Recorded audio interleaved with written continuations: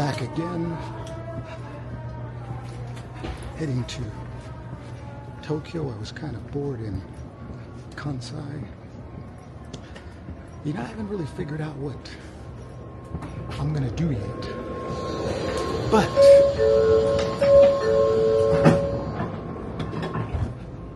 I'm sure I'll figure it out soon. I mean, sometimes it gets tiring just hanging around in Osaka for long periods, but I mean, C-44, I don't get it. I mean, I'm still trying to find my seat. C-44, I don't know where C is, don't know where 44 is. Either way, talk to you later. You know, I'm kind of like a little upset. I thought I bought a reserved seat, so I've been looking around everywhere for my seat. Come to find out that I don't have a reserved seat. So, you know, I kind of feel like duped. And sometimes, you know, the service in Japan isn't exactly what you think it is, but it's not as bad as a lot of other places. But anyway, I thought I was going to be sitting somewhere around here, but it doesn't look like I am. Looks like I've got to head on back.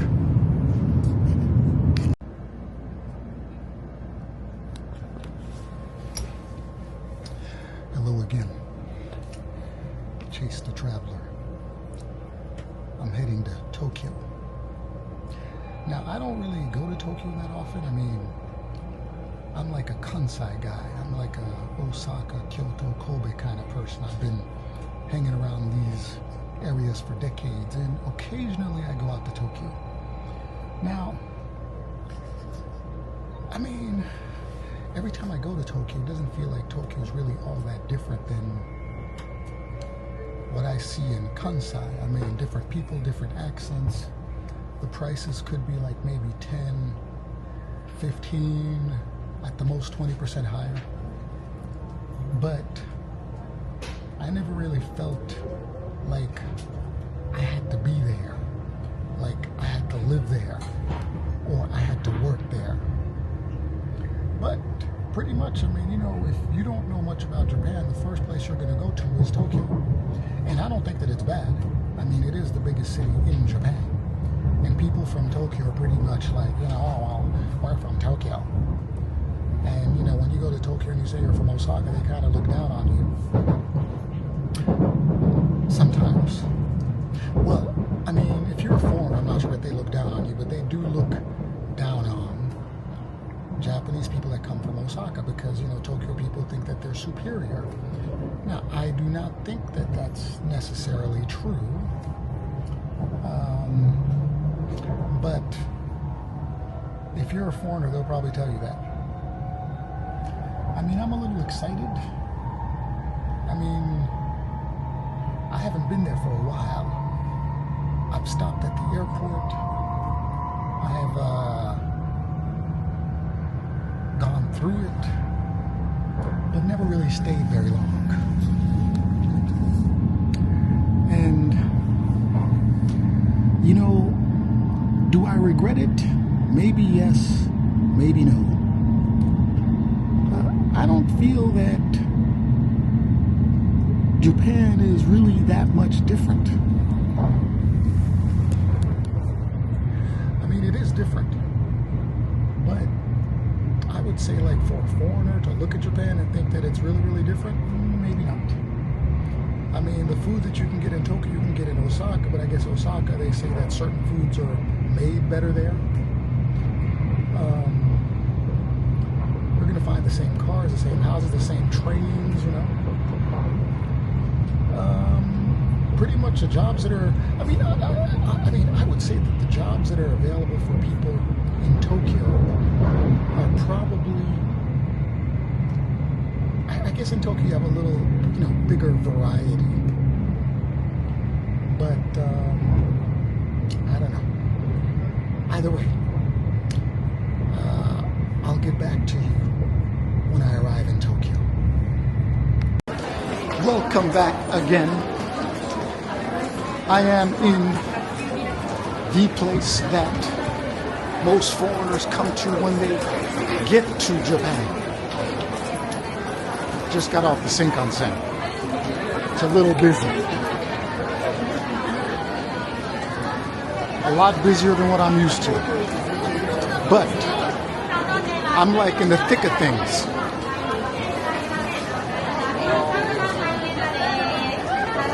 And already there's been an accident. There was like an announcement a few minutes ago that somebody got hit by a train. And honestly, in Japan, that's not all that unusual. People get hit by trains over here, willingly or unwillingly, all the time. But anyway, I'm kind of lost. It's not like I'm back in Osaka where I know where to go, where I know what to do. But either way, I'm going to figure it out. I'm going to Shinokubo Station to meet a guy. I'm not sure if he's going to want to be interviewed or not, but he came to Japan, was expecting quite a bit, didn't exactly get what he thought he was going to get. So he's going to be going back home to America. You know, I just might, I'm not sure though, I just might be able to get him on camera just to tell me exactly what went wrong or what he wasn't too happy about. But either way, that kind of a story is not all that unusual. But the good thing for him, I think, is that he figured it out a lot faster than a lot of other people. He was only here a year. Anyway, it's time for me to get on and talk to you again later. You know, one thing about Tokyo is that it's always busy. And honestly, I think the people here are a little bit more, I'd say, they've seen foreigners a little bit more. I'm not sure that I'm getting the stares that I get in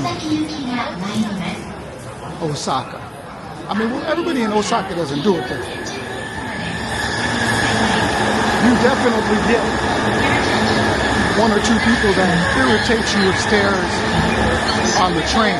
Track number 2 for your safety. And Please stand behind over the here, yellow I'm not line. getting that as much.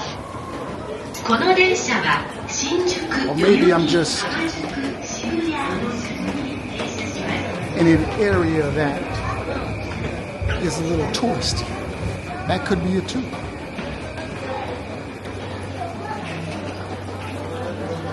Man, there are a lot of people.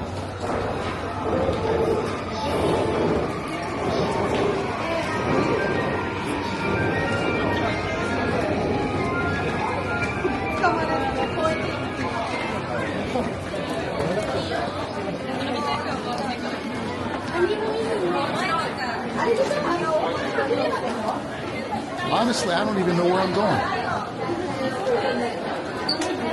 Gotta meet someone at a Starbucks, but I'm not sure where it's at. I'll get back to you later. Actually, honestly, I feel like kind of a tourist, even though I've been here for 30 years. But Tokyo is really not one of those places where I really hang out at. But I kind of feel like maybe I should. just to change the scenery a little bit. I mean, they say things are more expensive over here. They say that it's more cosmopolitan. I mean, every time I come, I mean, things definitely seem a little expensive, but honestly, I'm pretty sure if I go an hour or two in either direction, the prices aren't really going to be that much different than what I see up in Osaka and Kobe.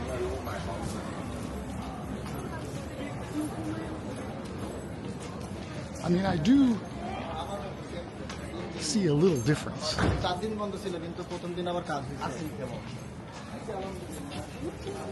I mean, I do see a little bit more of a foreign influence where you have more foreigners over here. And the people are a little bit more used to it than certain parts of Osaka, but I wouldn't say it's all that dramatic. Not really all that dramatic, but I mean, if I had to compare it again, I'd say that I could definitely see places like this in Osaka if I looked for it. And if I didn't know I was in Tokyo, I'd probably think I was in Osaka. But I'm not.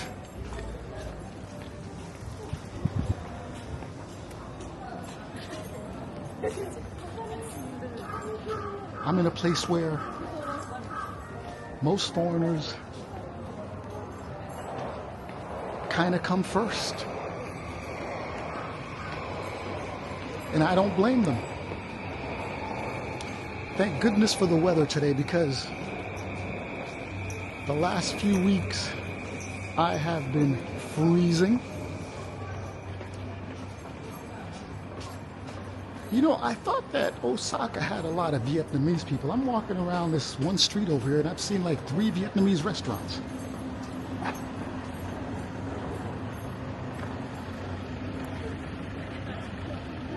So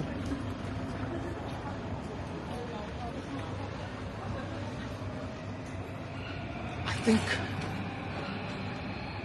the Chinese have some competition. Quite a lot of Vietnamese people coming over here. And you know, another thing I've noticed is there's definitely more variety in terms of like the restaurants. I mean, again, I'm just walking on one street. I've only been here. I've been off the station, I just got off the train about 5 minutes ago.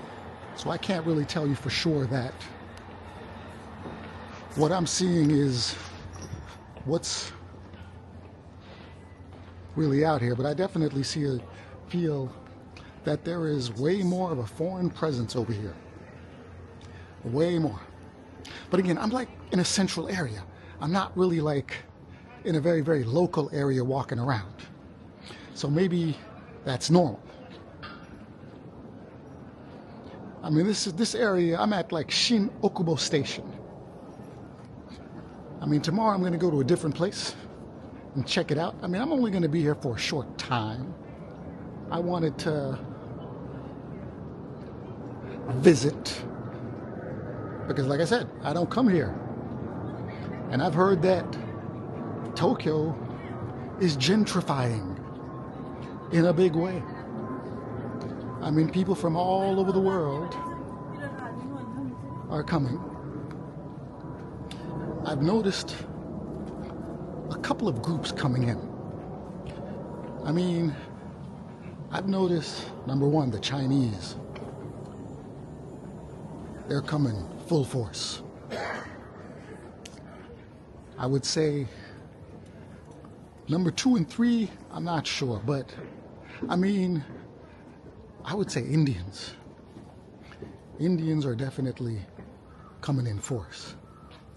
Now, the Vietnamese, I'm not sure if they outnumber the Indians or the Indians outnumber the Vietnamese. I mean, you know, but you know, I would say that they're not too far behind in terms of like the foreign population that comes over to Tokyo. But the Chinese definitely are going to be here for a while. I think they've just increased the number of visas that the Chinese can get to actually live in Japan. So therefore their numbers are just going to continue increasing. Indians also have definitely increased. I mean, you know, in Kobe, I used to see Indians a lot by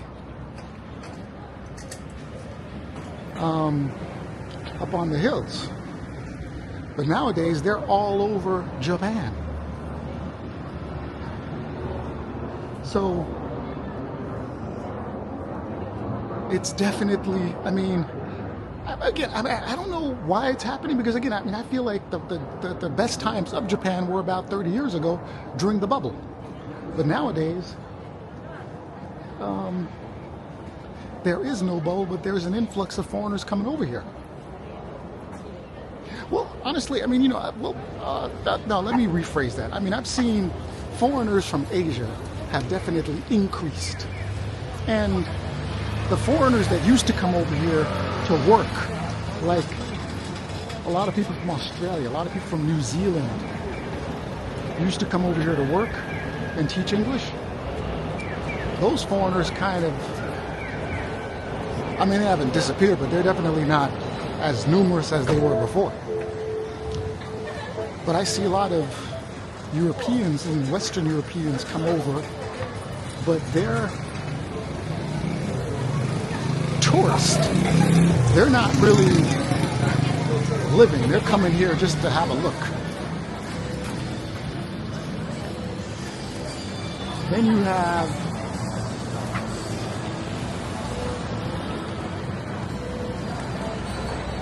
people like myself that have been here for ages, forever. Trying to leave, but trying to do it the right way. So, but on the other hand, I mean, I'm kind of glad that I'm here, because it's definitely a different vibe. And sometimes when you stay in a certain place for too long, it kind of gets a little tiring. But either way, maybe a change of environment will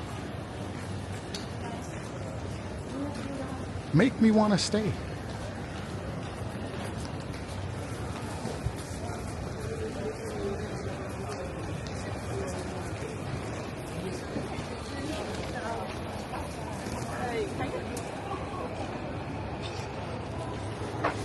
Wow, definitely something I haven't seen in Osaka. There are 2 foreign supermarkets side by side.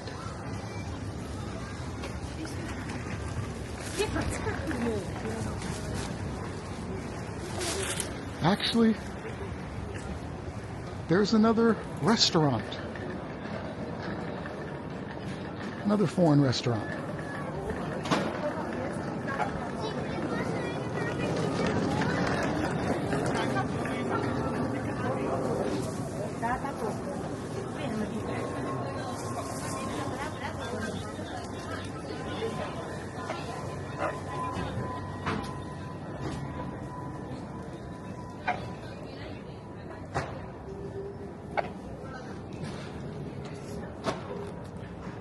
Honestly, I didn't know that this place existed, but it looks like there's like a little India, or a little Nepal, or a little something over here. You even have a Western Union and a City Express money transfer place. And another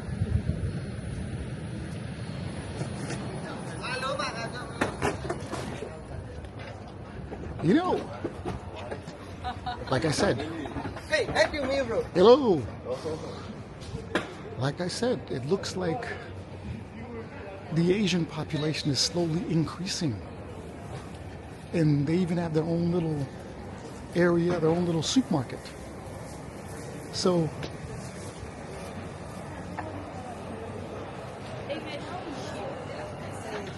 I'm not sure that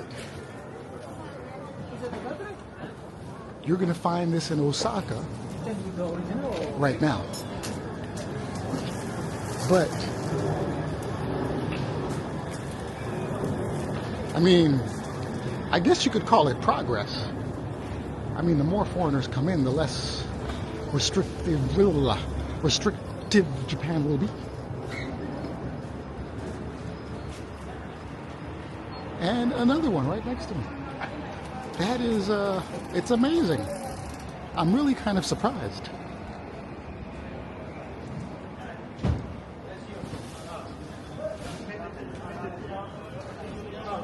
And another one.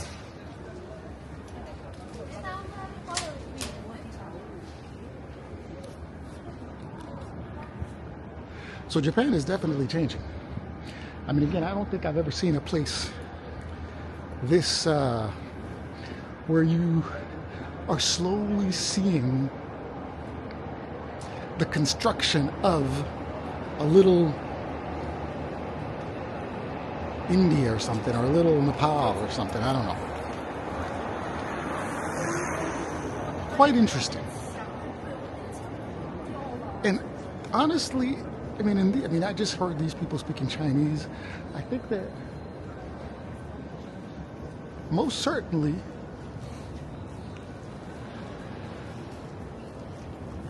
in the future, this will most certainly grow, where you're definitely going to have a lot more foreigners. Because again, when I came to Tokyo, which was, I mean, you know, I stop by at the airport, but I don't really go out of the airport or leave the airport. But when I came here before, this definitely wasn't happening. You definitely didn't have anything like this. And I'm very surprised at what I'm seeing. I kind of felt in that little street right there that I really wasn't in Japan, but I was.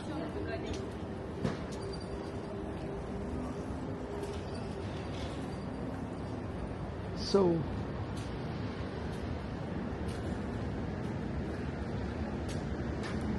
I wonder if there are more places like this. Could be. Most certainly.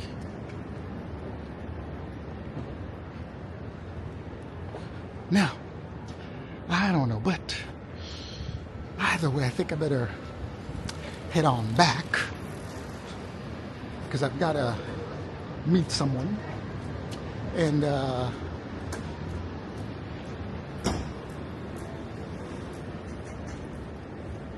want to get his take on what's going on.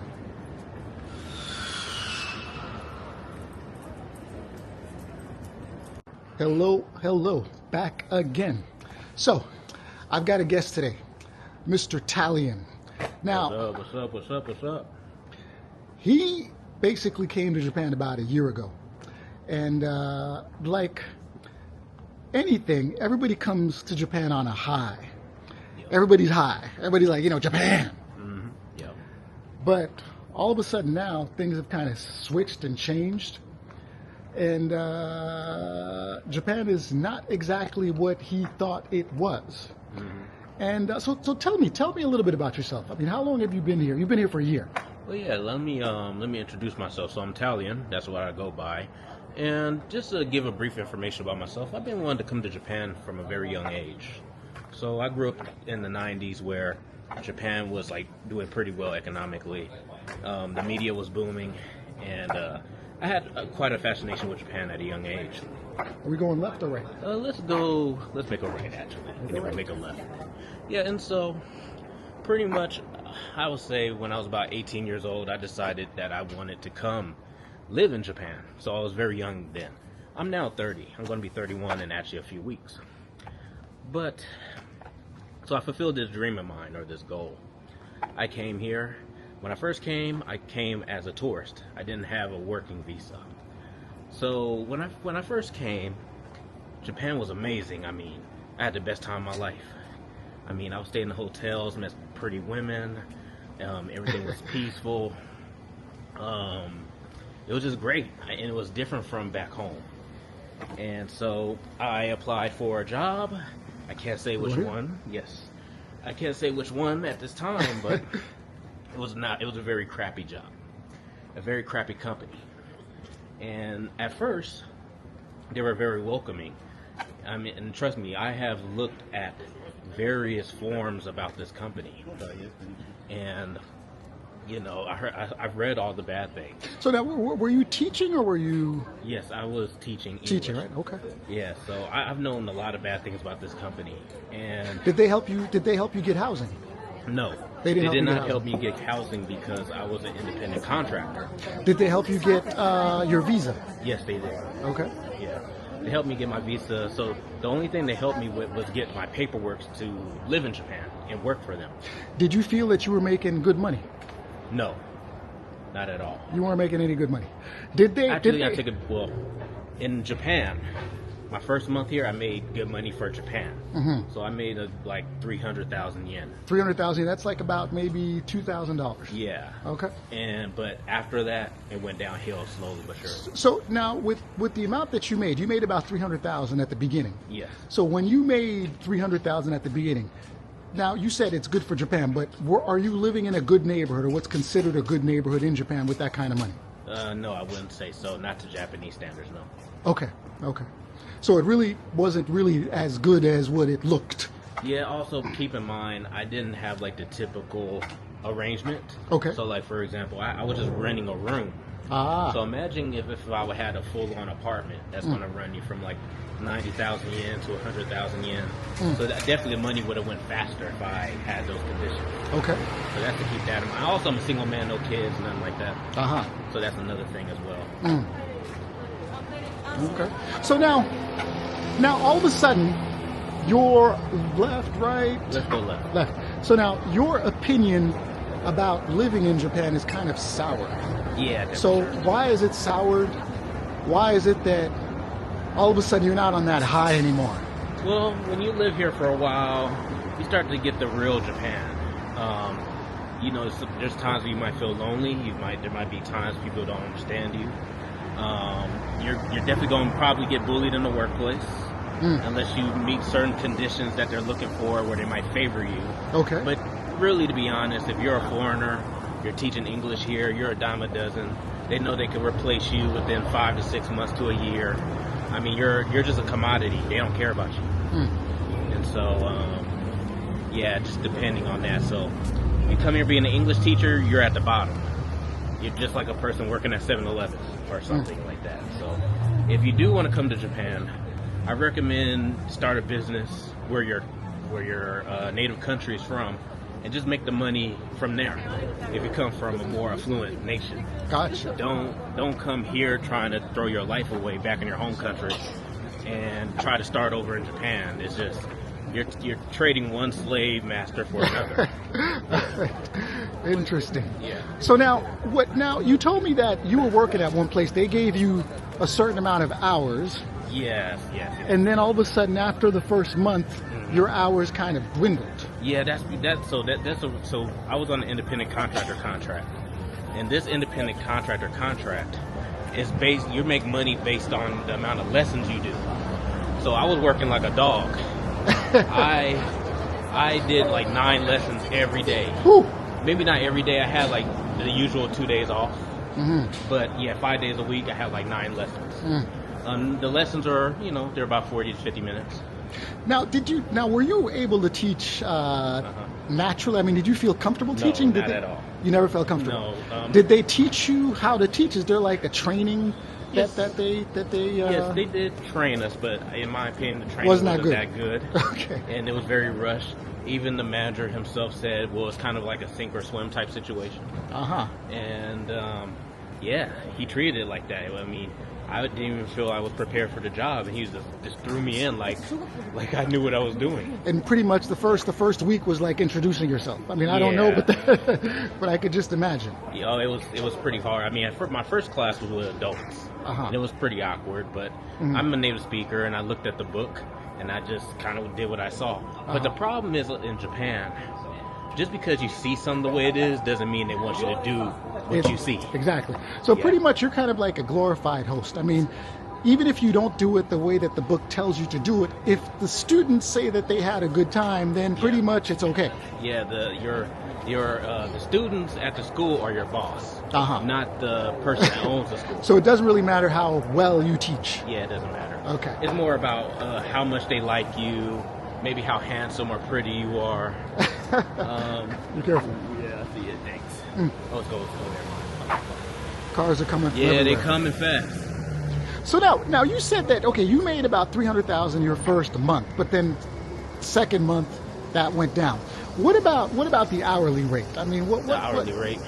My hourly rate was higher than, say, an employee, because I was a contractor. Okay. But the employee rate is even lower. I mean, it's poverty level low. I mean, I thought mine was poverty level low, but I mean, some people I knew at the company that were employees, it's even lower. But they could justify it because when you're an employee, they're paying into your pension. They give you transportation money to the job and back home. And so they could justify, they're paying health insurance, all those things. But when you're a contractor, you don't get none of that. You're doing it all yourself. But this is the trick that they give you. They tell you, oh, you're going to make more money. Well, you're only going to make more money if you got students. And if they're on purposely taking these students away from you and giving it to an employee to cut costs, you're losing money. So that's how they get you. Gotcha. They want you to take that contract. Yeah. So now, so pretty much, I mean, did you feel like you had any job security? No, not at all.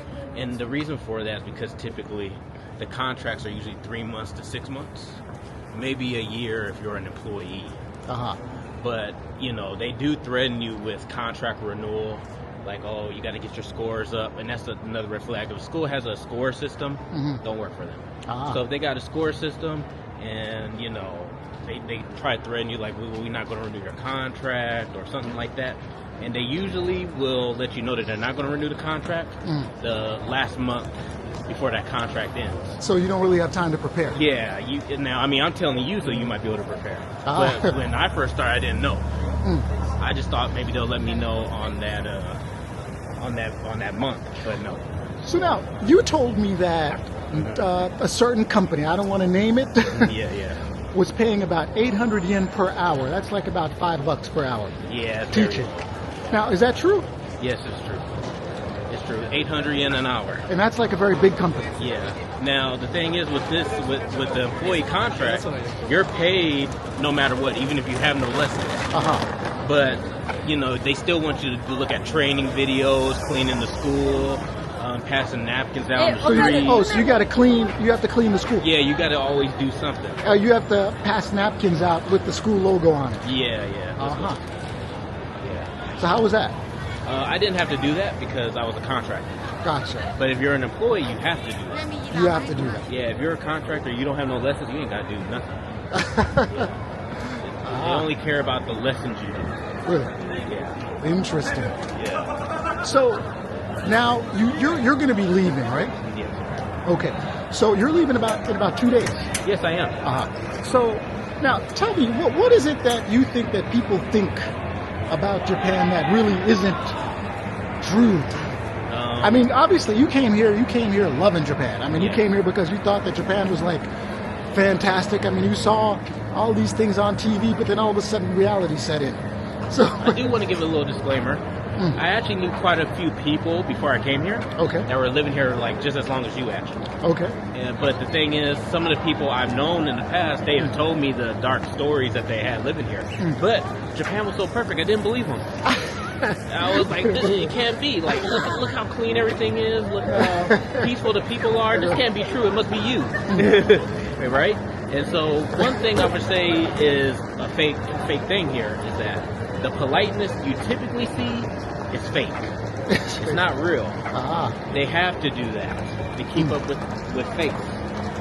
And it's a real thing, and you would think it doesn't pisses you off, but it does when you build connections with people. And you think you have something, you don't. So it's pretty much, it's honne tatemae. So it's pretty much a facade. Yeah, So so what you think you're getting, you're not really getting. Yeah, you're not getting it. Yeah. So, and even when people from overseas tell you and warn you, you still feel that, like, you don't believe it. Yeah, I can see how that could be the case, because when you look at Japan, everything's so orderly. The people are not confrontational. They don't show their real feelings or anything like that typically. So any complaint that a foreigner's going to have, you're going to gaslight them and say, oh, it must be you. And that's what happens here. Interesting. So now, okay, in all fairness, for foreigners, definitely Japan is not great. Definitely I isn't. would say for most it's not. I would say many foreigners here, about maybe a good 97% of the people, are very unhappy. Those that are unmarried and married. When do you think they start to become unhappy? Is it like the first month, the second month? I think it's different for everybody, but I would say the typical range is from 1 year to 3. 1 year to 3. Yeah. That's when reality sets in and people are like, okay, well, you know something? Aha. Yeah. It's not like what I saw on TV.